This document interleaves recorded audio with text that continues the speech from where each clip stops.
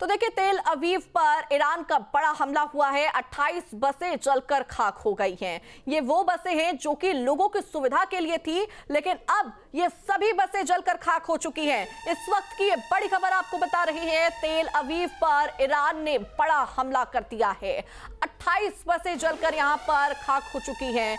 वो बसें जो लोगों की सुविधा के लिए बनाई गई थी, वो बसें जो लोगों के आने जाने के लिए थी, लेकिन अब वो बस किसी लायक नहीं रह गई है। तस्वीरें आप देखिए, आप खुद से अंदाजा लगा सकते हैं कि फिलहाल वहां पर स्थिति बद से बदतर हो चुकी है। फायर ब्रिगेड की गाड़ियों ने जरूर आग पर काबू पाने की कोशिश की, उनको जलने से बचाने की कोशिश की, लेकिन तब तक ये पूरी तरह से जलकर राख हो चुकी थी, राख में तब्दील हो चुकी थी।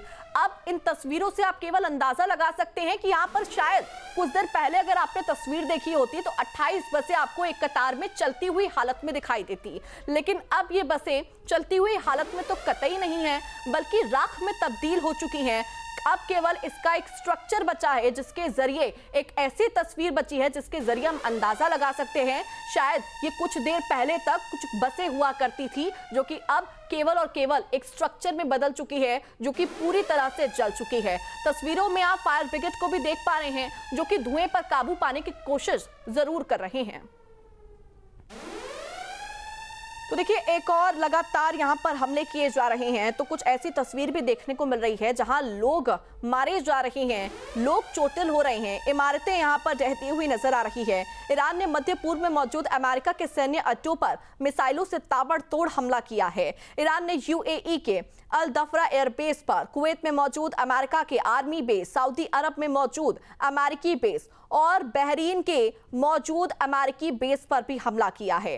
कतर की राजधानी की अगर बात करें, जो कि दोहा है, दोहा में भी धमाके की आवाज सुनाई दी है। तो अलग अलग जगहों से भी हम आपको साइड में कुछ तस्वीरें दिखा रहे हैं। ये तस्वीरें हम आपको बार बार इसलिए दिखा रहे हैं क्योंकि आपका ये जानना बेहद जरूरी है कि स्थिति फिलहाल कितनी ज्यादा दयपूर्ण हो चुकी है, और ऐसे में आने वाले वक्त में और क्या कुछ तस्वीर आपको देखने को मिल सकती है, क्योंकि इसका सीधा असर न केवल इन्हीं देशों पे पड़ेगा, बल्कि इनडायरेक्ट असर भारत पर भी जरूर पड़ेगा।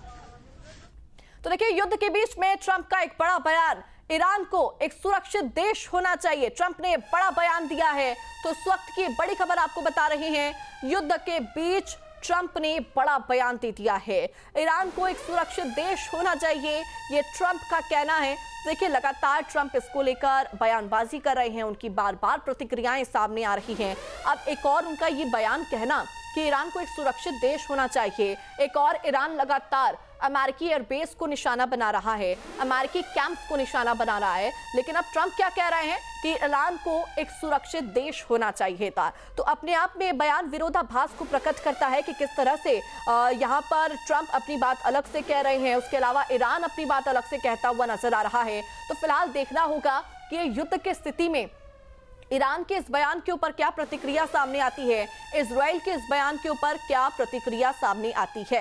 क्योंकि ईरान के पूर्व राष्ट्रपति के घर पर भी हमला किया गया, उसके अलावा अगर बात करें तो ईरान की कुछ और जगहों को भी बुरी तरह से यहाँ पर टारगेट कर दिया गया है, लोगों से सुरक्षित स्थानों पर जाने की अपील की गई है, और इसी बीच में ट्रंप बयान देते हुए नजर आए हैं।